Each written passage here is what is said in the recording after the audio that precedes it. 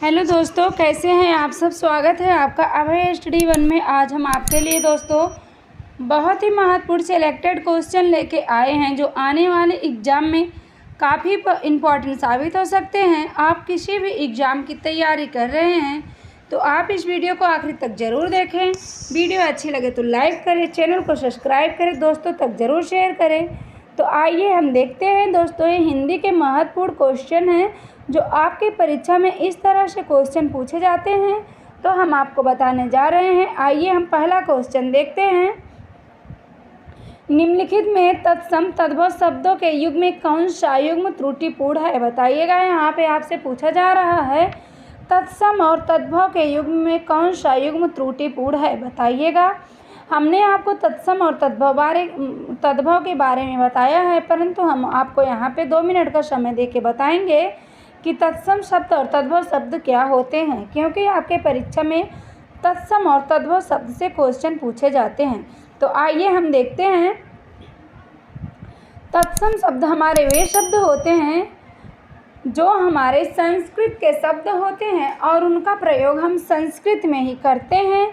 वो हमारे क्या होते हैं, तत्सम शब्द होते हैं। जैसे जो संस्कृत के शब्द होते हैं उनको जब हम बोलते हैं और उनका प्रयोग बोलने में हम संस्कृत में करें, उनमें कोई भी परिवर्तन ना करें, तो वो हमारे कैसे शब्द होते हैं, तत्सम शब्द होते हैं। अगर आपको तत्सम तद्भव में कन्फ्यूजन होता हो तो आप इस सम को निकालिए। इस सम से आप सम यहाँ पे लिखिए, सम से श यहाँ पे लिखिए, स से आप संस्कृत बना सकते हैं। स से क्या होगा, संस्कृत होगा। तो संस्कृत क्या होता है, तत्सम का शब्द होता है। इतना आपको समझ में आ गया होगा। अगर आपको तत्सम शब्द समझ में आ जाएगा तो आपको तद्भव शब्द समझने में मिनटों सेकंड भी टाइम नहीं लगेगा। तो अब हम देखते हैं दोस्तों तद्भव।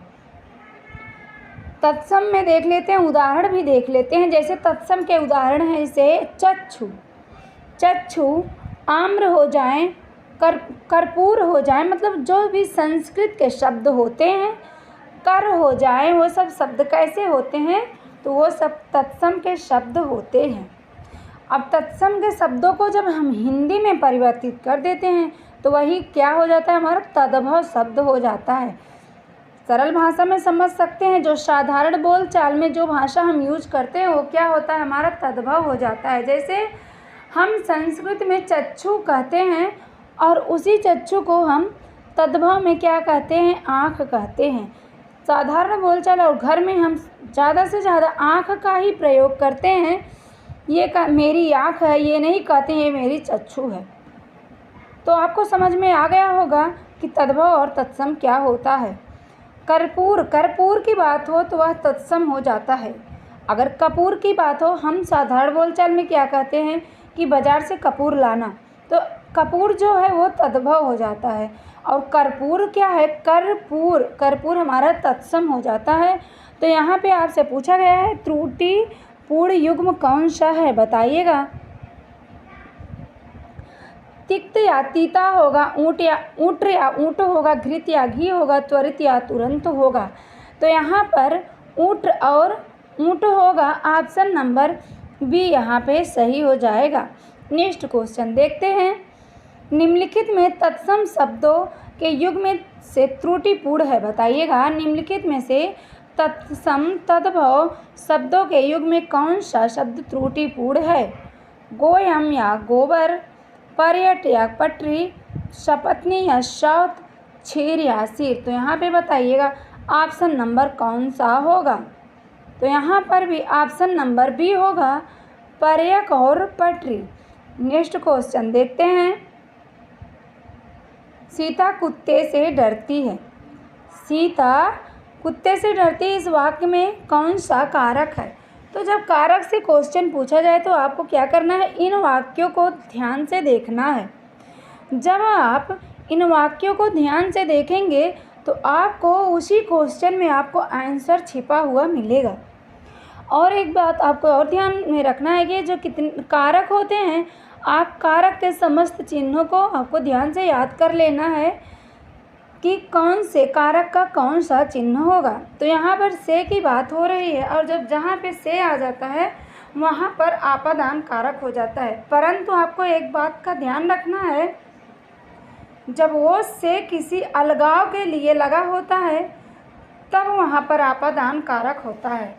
जब ये जो से है किसी अलगाव के लिए प्रयोग किया जाता है तब जाके वहाँ पे आपादान कारक हो जाता है। जैसे सीमा कुत्ते से डरती है। जब सीमा कुत्ते से डरती है तो वह कुत्ते से दूर होगी, ना कि कुत्ते के पास जाएगी, तो वह कुत्ते से अलग हो रही है। तो जब कभी अलगाव की बात आ जाए तब जाके वहाँ पे आपादान कारक हो जाता है। जैसे छत से लोटा गिरा।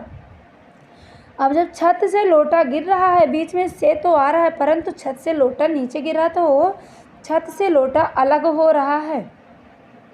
पेड़ से पत्ते गिरे। अब पेड़ से पत्ते तो गिर रहे हैं, से तो आ गया है, आप से देख के तुरंत टिक कर देंगे, परंतु वह पेड़ से पत्ते गिरे। जब देखिए कि वहाँ पर अलगाव की बात हो रही है तब जाके वहाँ पर क्या होगा, आपादान कारक हो जाएगा। इसलिए यहाँ पे ऑप्शन नंबर ए यहाँ पे सही हो जाएगा, आपादान कारक। नेक्स्ट क्वेश्चन देखते हैं दोस्तों। अगर वीडियो आपको समझ में आया, अच्छी लगे तो लाइक करें, चैनल को सब्सक्राइब करें, अपने दोस्तों तक ज़रूर शेयर करें। आइए हम देखते हैं यहाँ पर, ए राकेश यहाँ आओ, इस वाक्य में कौन सा कारक है बताइएगा। ए राकेश, अब यहाँ पर आप देखो वाक्य देखेंगे तो आपको समझ में खुद ही आ जाएगा। ए राकेश यहाँ आओ, यहाँ पर कौन सा करण कारक होगा, संबोधन अधिकरण या कर्ता कारक होगा। तो जब ए रमेश मतलब संबोधित किया जा रहा है कि ए रमेश यहाँ आओ, तब यहाँ पर क्या होगा, संबोधन कारक हो जाएगा। जब कहीं पे किसी चीज़ को संबोधित करके, किसी व्यक्ति को संबोधित करके कोई कार्य किया जाए या वह कार्य करने को कहा जाए तब वहाँ पर क्या होता है, संबोधन कारक हो जाएगा। इसलिए यहाँ पर ऑप्शन नंबर बी यहाँ पे सही हो जाएगा, संबोधन कारक। नेक्स्ट क्वेश्चन देखते हैं। हनुमान का पर्यायवाची शब्द नहीं है बताइएगा। हनुमान का पर्यायवाची शब्द नहीं है। विनायक, मारुति नंदन, पवन सुत इनमें से कोई नहीं।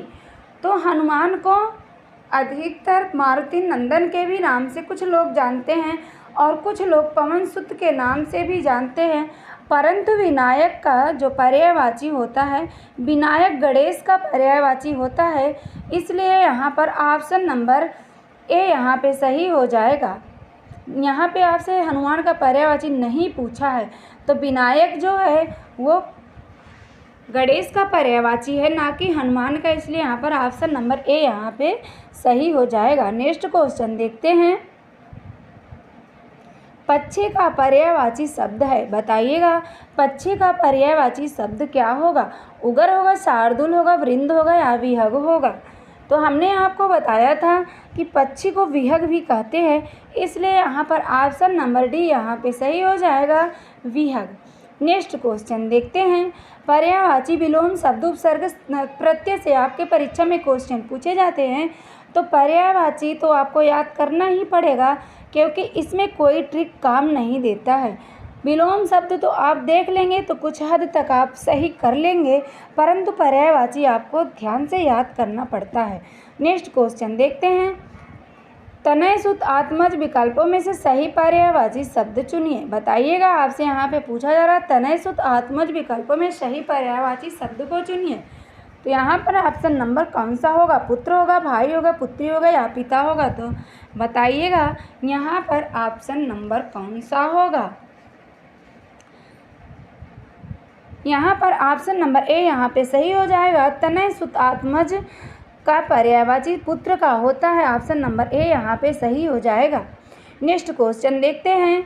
मिश्रित तथा संयुक्त वाक्य में विरोध का भाव प्रकट करने के लिए किस विराम चिन्ह का प्रयोग किया जाता है बताइएगा। मिश्रित तथा संयुक्त वाक्य में विरोध का भाव प्रकट करने के लिए किस विराम चिन्ह का प्रयोग किया, अर्धविराम का, कोष्ठक का, योजक चिन्ह का या उपविराम का। तो बताइएगा दोस्तों यहाँ पर ऑप्शन नंबर कौन सा होगा। तो यहाँ पर ऑप्शन नंबर ए हो जाएगा, अर्धविराम चिन्ह का प्रयोग किया जाता है। नेक्स्ट क्वेश्चन देखते हैं। दुष्कर में कौन सा उपसर्ग होगा बताइएगा। दुष्कर में कौन सा उपसर्ग होगा। तो पहले आप उपसर्ग समझ लें कि उपसर्ग क्या होता है। उपसर्ग हमारा वह शब्द होता है जो शब्दांश के आगे लगाकर किसी शब्द को हमें सार्थक रूप दे देते हैं तो वो क्या हो जाता है, हमारा उपसर्ग हो जाता है। जैसे हम देखते हैं यहाँ पे दू है तो ये दू क्या हो जाएगा, हमारा उपसर्ग हो जाएगा। जैसे हम एक और उदाहरण लेते हैं, उपधन कार लेते हैं, उपधन कार लेते हैं, जो ये उप है यही हमारा क्या हो जाएगा, उपसर्ग हो जाएगा। अनु उपकार देखते हैं, अनुपकार में जो अनु लगा है, अनुधन उपकार में जो अनु लगा है यही क्या हो जाएगा, हमारा उपसर्ग हो जाएगा। एक शब्द और लेते हैं, अनुराग लेते हैं, अनुराग में भी क्या होगा, हमारा अनु जो है यही हमारा उपसर्ग होगा, राग हमारा उपसर्ग नहीं होता, पीछे का शब्द उपसर्ग नहीं होता है। अभिनंदन में अभी हमारा उपसर्ग होगा। दोस्तों उपसर्ग कई होते हैं, आपको याद करना, दुस, दुर, दुस, अभी, अनु, उप, आ, अव, ये सब क्या होते हैं, तो ये सब उपसर्ग होते हैं। आपको एक बार उपसर्ग का चैप्टर देख लेना चाहिए। तो यहाँ पर बताइएगा ऑप्शन नंबर कौन सा होगा। तो यहाँ पर दुस जो है ये दुष्कर का उपसर्ग हो जाएगा, ऑप्शन नंबर ए यहाँ पे सही हो जाएगा। बस दोस्तों आज हम वीडियो को यहीं पे समाप्त करते हैं। अगर वीडियो अच्छी लगे तो लाइक करें, चैनल को सब्सक्राइब करें, दोस्तों तक ज़रूर शेयर करें और बोलचाल में भी कोई त्रुटि हुई हो तो उसके लिए क्षमा करें। तब तक के लिए धन्यवाद।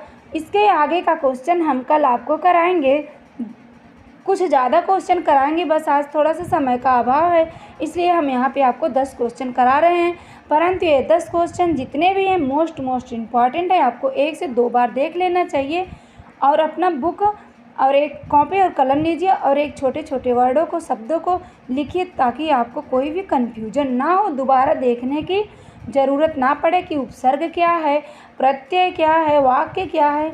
इन सब चीज़ों को आप लिखिए, नोट्स में बनाइए, कारक और जितने भी विलोम शब्द, पर्यायवाची शब्द को आप लिखिए, उनको दोहराइए, फिर आपको क्वेश्चन करने में कोई भी दिक्कत नहीं होगी। तब तक के लिए धन्यवाद।